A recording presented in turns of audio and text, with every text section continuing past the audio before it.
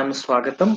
अ, इदानीं यावत् अस्माभिः शिशुपालवधमहाकाव्यस्य प्रथमसर्गस्य द्वाविंशतिः श्लोकाः पठिता। अद्य त्रयोविंशः श्लोकः अस्माभिः पठ्यते। आज शिशुपालवधम महाकाव्य के 23वें श्लोक को हम पढ़ने जा रहे हैं। आप शीघ्र ही आपके सामने श्लोक आने वाला है, तो आपका हम स्वागत करते हैं।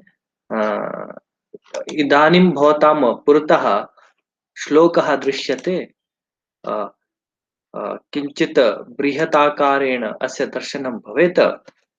यथा प्रतिदिनं भवति वारद्वयं श्लोकस्य उच्चारणं, तदनु पदच्छेदः अन्वयश्च क्रियते। युगान्तकालप्रतिसंहृतात्मनो जगन्ति यस्यां सविकासमासत तनौ ममुस्तत्र न कैटभद्विषस्तपोधनाभ्यागमसम्भवा मुदा। पुनः एक बारं। युगान्तकालप्रतिसंहृतात्मनो जगन्ति यस्यां सविकासमासत तनौ ममुस्तत्र न कैटभद्विषस्तपोधनाभ्यागमसम्भवा मुदा। अनेन क्रमेण उच्चारणम् अस्माभिः कृतः। पूर्वं सामान्यः अर्थः अस्य अवगन्तव्यः। युगान्ते प्रलयकाले भगवतः विष्णोः अन्तः सर्वे लोकाः समाहिता भवन्ति। यावन्तः अपि जीवाः पंचदश लोकेषु निवसन्ति ते समेऽपि लोका चतुर्दश लोकाः प्रसिद्धाः, पंचदश स्तु तावत् भूलोकाः। तर्हि पंचदश लोकेषु यावन्तः जीवाः भवन्ति तेषां समेषामपि तत्र निवासस्थानं तर्हि विष्णोः शरीरमेव भवति इति अत्र कथितम्। अनन्तरं च कथितं युगान्तकाले तु सर्वेषां तत्र समवायः तत्र समावेशः भवति, किन्तु यदा तत्र नारदः आगतः, नारदस्य आगमनेन या प्रसन्नता उत्पन्ना आसीत् तस्य समावेशः तत्र अशक्यः आसीत् इत्यनेन अत्र अतिशयोक्त्यलङ्कारः दृष्टिपथम् आयाति। इदानीं मया यद् उक्तं तत् प्रायः भवतां बुद्धौ नागतं, तस्मात् हिंदी भाषया किञ्चित् इदानीं वचामि। इस श्लोक में कहा गया है कि भगवान श्री कृष्ण जो है या भगवान विष्णु जो है, जो जगत के पालनहार है, प्रलय आने पर 14 प्रकार के 15 लोक माने गए हैं। 7 लोक नीचे की ओर, 7 लोक ऊपर की लोक और एक 15वां भूलोक माना गया है। तो 15 लोक में जितने भी जीव रहते हैं प्रलय काल में वो सभी जीव भगवान विष्णु में समा जाते हैं। तो भगवान विष्णु में वो सभी जीव समा जाते हैं। किंतु जब नारद जी उनके यहाँ आए तो उनके आने से जो खुशी उन्हें भगवान विष्णु को, भगवान श्री कृष्ण को हुई, वो उनके शरीर में नहीं समा पा रही थी। उनके आने की प्रसन्नता को वो धारण नहीं कर पा रहे थे। ऐसी कल्पना कवि ने की है, जिससे कि अतिशयोक्ति अलंकार हुआ है। अतिशयोक्ति अलंकार क्यों हुआ है कि इतनी खुशी जो हमारे दिल में उत्पन्न होती है वो दिल में ही समा जाती है। हालांकि जिस भगवान श्री कृष्ण में सभी लोगों के जीव समा सकते, उसमें खुशी कैसे नहीं समा सकती, इसलिए यहाँ पर अतिशयोक्ति अलंकार हुआ है। तो यहाँ पर कहा है कि युगांत काल प्रतिसमृतात्मनो जगन्ति यस्याम सविका समासत तनौ ममुस्तत्र न कैटव द्विषस्तपोधनाभ्यागम संभवा मुदा। भाई, किसे तपोधनाभ्यागम संभवा मुदा। तपोधन नारद जी के अभ्यागम उनके आने से संभव उत्पन्न जो मुदा प्रसन्नता है, वो कैटव दुषा कैटव का जो रिपु है, दुषा षष्ठी विभक्ति एक वचन, कैटव दुषा तनौ तत्र ना ममुहु मतलब ना मानती, मतलब समाहित नहीं हुई। भगवान कहने का अभिप्राय है कि भगवान श्री कृष्ण को नारद जी के आने से अत्यधिक प्रसन्नता हुई, ऐसा कहना चाहते हैं। तो उन्होंने इस बात को घुमाकर कहा, जिस भगवान श्री कृष्ण में प्रलय के समय में सभी लोकों के जीव समा जाते हैं, उस भगवान श्री कृष्ण को नारद जी के घर पर आने पर बहुत प्रसन्नता हुई, ऐसा इसका सरल अर्थ है। किंतु उन्होंने, कवि ने घुमाकर कहा कि उनके आने पर पैदा हुई प्रसन्नता उनके दिल में ना, उनके शरीर में ना समा सकी। तो मतलब वो बहुत ज़्यादा प्रसन्न हुए, ऐसा कहा। तो इस बात को समझने के लिए सबसे पहले हम पदच्छेद करेंगे। युगांत काल प्रतिसंवृतात्मनः प्रथम पदं यद् वर्तते तद् समासयुक्तं पदं वर्तते। सम्प्रति लिखामः अ, अ, युगान्त काल प्रतिसंहृतात्मनः संहृतात्मनः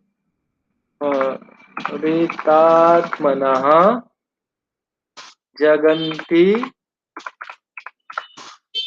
यस्यां यस्यां सविकासम् आसत सविकासम्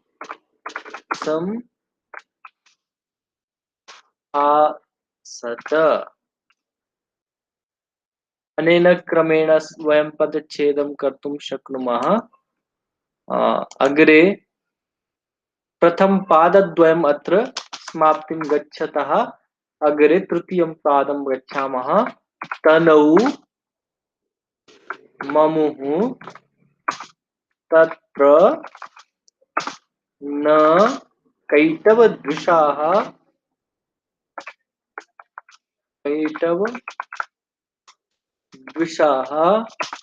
तपोधना व्यागम तपोधनाभ्यागम अ, तपोधना तपोधनाभ्यागम एवं कर्तुं शक्यते। तपोधन अभ्यागम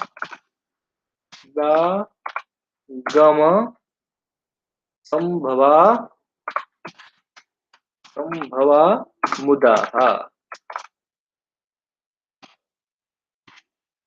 मुदाः अनेन क्रमेण वयम् अस्य पदच्छेदं कर्तुं शक्नुमः। युगान्तकाल प्रतिसंहृतात्मनः जगन्ति यस्यां सविकासम् आसत। आसत अत्र हलन्त न भवति। आसत आस धातु। तनहुः ममुः तत्र न कैटभदृशाः। तर्हि अस्य इत्यत्र वयं प्रत्येकं शब्दस्य अर्थं द्रष्टुं शक्नुमः।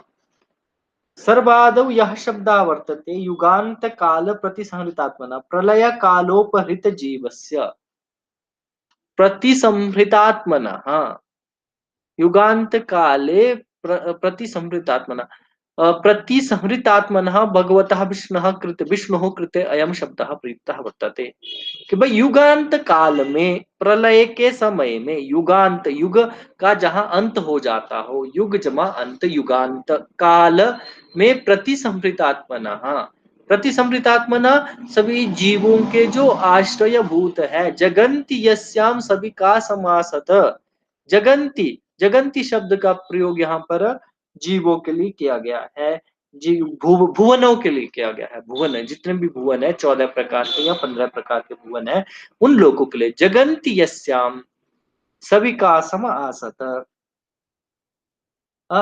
सविकासम सावकाशम सविकासम सवकाशम आसत आसत शब्द का अर्थ यहाँ पर अतिष्ठन कि भाई 15 प्रकार के जीव लोकों के जो जीव जंतु है वो सभी जीव जंतु प्रलय काल में भगवान विष्णु में समाहित हो जाते हैं। युगांत काल प्रतिसंवृतात्मना जगन्ति यस्याम सविकास विकासम आसत तनौ ममु तत्र न कैटभदृशाः कैटभदृशाः तनौ तत्र तपोधनाभ्यागम संभवा मुदाः नाममुः। अनेन क्रमेण अन्वयः भविष्यति। अन्वयः अनेन क्रमेण यदा भवति तर्हि अत्र किं भवति त तपोधनाभ्यागम संभवा ये भगवान जिस भगवान विष्णु के शरीर में प्रलय आने पर सभी लोग समाहित हो जाते हैं, उस भगवान के शरीर में नारद जी के आने से उत्पन्न हुई जो खुशी थी वह न समा सकी। अनेन क्रमेण अत्र अर्थः कृता वर्तते न ममुहु। न ममुहु शब्द से हमें यहाँ अर्थ लेना है समाहित नहीं हुई है। और ये जो तत्र शब्द आया है इसका अर्थ भी तनउ, इन दोनों का एक तनउ, जिस तनु में ये जो पहला तनु आया है ऊपर जाएगा पाद 2 में, युगांत काल में प्रतिसंहृतात्मना जो तनु भगवान विष्णु है, जिसमें सभी जीव जो है निवास करते हैं, उसी तनु में, उसी शरीर में भगवान नारद जी के आने से जो उत्पन्न खुशी थी वह समाहित नहीं हो सकी। इस प्रकार से इस श्लोक का अर्थ है कि कहना चाहते हैं कि भगवान श्री कृष्ण नारद जी के घर पर आने से बहुत अधिक प्रसन्न हुए, ऐसा इस श्लोक में कहा गया है। अब हम इसका अन्वय करेंगे, तो अन्वय करने जा रहे हैं। तो इसमें सबसे पहले जो शब्द आएगा वो शब्द हम आपके सामने रख रहे हैं। तो सबसे पहले जो शब्द आएगा उसको देखिएगा, युगांत काल प्रतिसंहृतात्मना। तो सबसे पहले हम इसको लिखेंगे युगांत अ, युगांत काल प्रति संहृतात्मना संहृतात्मनः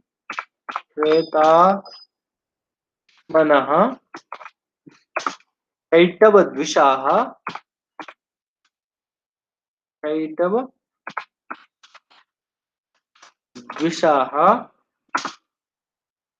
यस्याम तनौ। ये जो तनु शब्द होता है वो स्त्रीलिंग में चलता है, इसलिए यस्याम किया। स्त्रीलिंग सप्तमी विभक्ति एक वचन में बनता है। जगंती, जगंती इत्युक्ते भुवनानि, जगंती सविकासम, सवि सविकासम आसत तत्र तपोधनाभ्यागम संभव, तपोधनाभ्यागम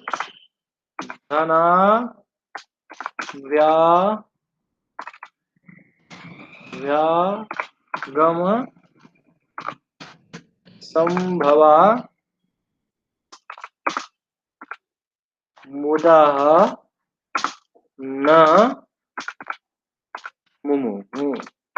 अनेन क्रमेण अन्वयः अस्माभिः दृष्टः। एकवारं वयं पुनः अन्वयं पश्यामः। अस्य कः संहृतात्मनः युगांत काले, युगांत प्रलय काले प्रतिसंहृतात्मना आत्मनि सर्वान् जीवान् प्रतिष्ठापयति यः सः प्रतिसंहृतात्मनः। प्रलय काले आत्मनि सर्वान् जीवान् यः प्रतिस्थापयति। अनेन क्रमेण भाई, जो अपने प्रलय के काल में जो अपने शरीर में सभी जीवों को समाहित करता है, युगांत काल प्रतिसंहृतात्मना भगवतः श्री कृष्णस्य कैटभदुषाः विष्णोः कैटभदुषाः युगांत काल प्रतिसंहृतात्मना, प्रलय काल में सभी जीवों को अपने आप में समाहित करने वाले भगवान विष्णु के एक तनऊ, जिस शरीर में जगंती सभी भुवनानी सभी कासम आसत। सभी कासम शब्द के लिए हम लिखेंगे सभी कासम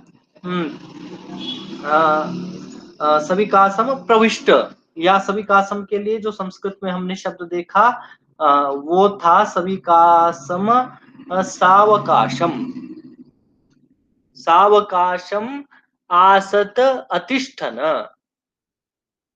जिस भगवान विष्णु के शरीर में युगांत में सभी जीव सुखपूर्वक रहते हैं, तत्र तपोधनाभ्यागम संभवाः मुदा न मुमु। तत्र तस्मिन् तस्याम तनौ तपोधनाभ्यागम संभवा मुदा। नारद जी के आने से उत्पन्न हुई खुशी ना मुमुहु समाहित न हो सकी। अर्थात भगवान श्री कृष्ण नारद जी के आने से अत्यधिक प्रसन्न हुए। तो इस प्रकार से इस श्लोक का हमने अर्थ समझा और आज की कक्षा को हम यहीं समाप्त करेंगे। सर्वेभ्यो नमो नमः। धन्यवाद।